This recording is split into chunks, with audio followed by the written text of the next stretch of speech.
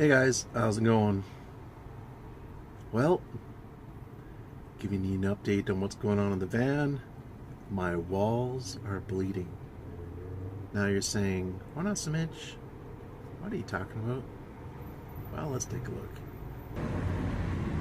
Anybody have any ideas for how I'm going to stop that from leaking? Because I fixed it like I said 4 or 5 times and it just keeps happening.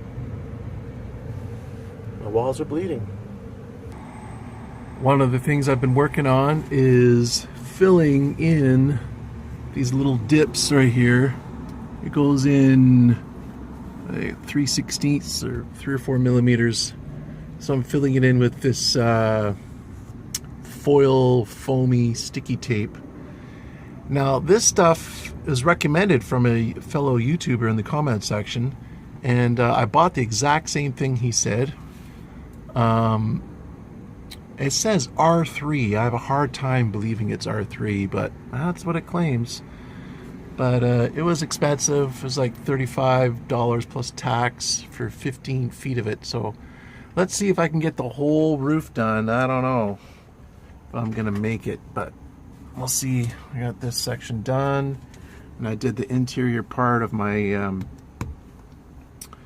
garnish for my skylight, and I'll be putting my I have a plastic extra garnish that came with an extra roof vent, so I'm going to be cutting that in order to make it fit. I'm going to stick it up here, so you won't see this. This will be all covered, but I figured for an extra layer of waterproofing protection kind of thing, why not? By the way, how do you like my new hat? Just bought it like 10 minutes ago. It's a lot like my other hat, isn't it? I like black, and it's the cheapest hat that's good quality, well, decent quality, and seems to fit my head okay, so I'm going with it. I bought the same style of hat for the last 5 years. So find something that works, go with it, man. Okay, so what I did here was I put 2 inches of what's it called? Polyiso in the wall here, and this is the one that's sticking out, and there's one behind this down there, and then below this, or behind this Luan piece, is a 1/2 inch of polystyrene. And as I mentioned in another video, every single piece of metal is going to have some insulation around it, either polystyrene or polyiso, because I don't want to be touching cold metal when it's the deep of winter. Now, this thing was really hard to put in. As you probably know, all the curves of a van, there's nothing straight in a van, so it's supposed to be flush at the top and blah blah. It didn't work, but I'll just put some kind of finishing material in the corner here, so you won't see all that. But I had to take a saw and saw lines about every 2 or 3 centimeters behind this so that it would curve enough, and then I glued it with Gorilla Glue, and I actually screwed in a piece of wood to hold it this way overnight, and then I had 2 screws sticking out where my head was, so that was fun for that night. But it wasn't that bad, but they were just out a little bit, and they were kind of below my head, so no biggie. So that was one project. That took me all day, because I insulated underneath here. Well, not all day. It took me a long time. I insulated under here. This whole area now is finished. I just have to paint it. So the other day I went to Lowe's, the only place that I know of in Vancouver that sells a polyiso, and I bought a sheet, and now I got this big hunk of pile of stuff in my van. But I'm gonna hopefully get this roof done and then start sticking this on the roof and see how that does. So now I'm gonna oh no, it's already getting dirty. Look at that.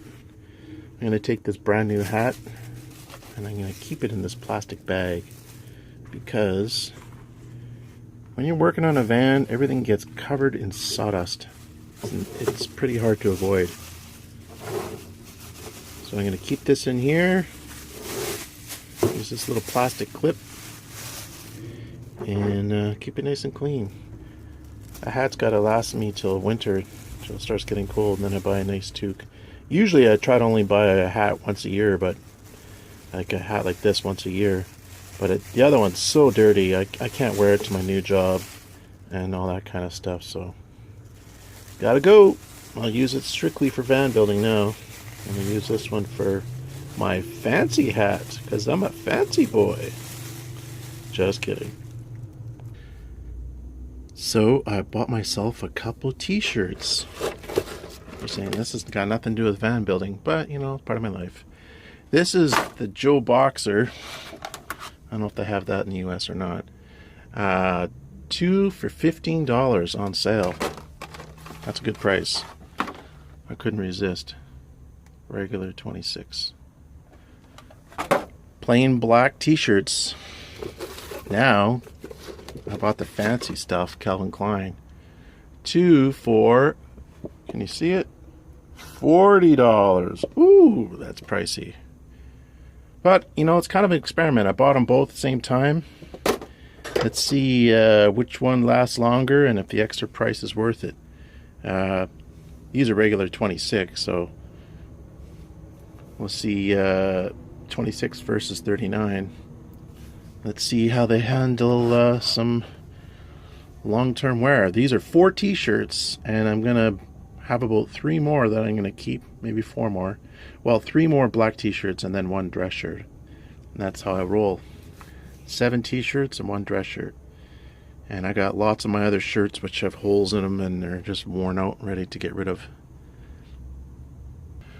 So one other thing I want to talk about regarding the van build is this plywood I just put in. This is actually the high quality birch. I did my little dip-de-doodle that I got that idea from Bob Wells in one of his videos with scribing, using just like a child's compass. And then I screwed it in really with a whole lot of screws. Now some people say, hey man, you're using way too many screws. Well, what was happening is the insulation, because of my hack job construction skills, was sticking out like a 1/4 inch, and I want to save as much room as possible. So I just screwed it down, and now you can see that it's right in there. You can't get it out, but there's no way it's going to come out or whatever. But before it was sticking way out. So it's all tucked in. Some people say, hey man, why are you using 1/2 inch plywood? Isn't that overdoing it? Well, 2 reasons. Number one, this is the old part of my Transit Connect. This was what was housing the propane tank and my water and my kitchen area thingamajigger. Oh, and my base cabs are in there too. Base cab was in there too.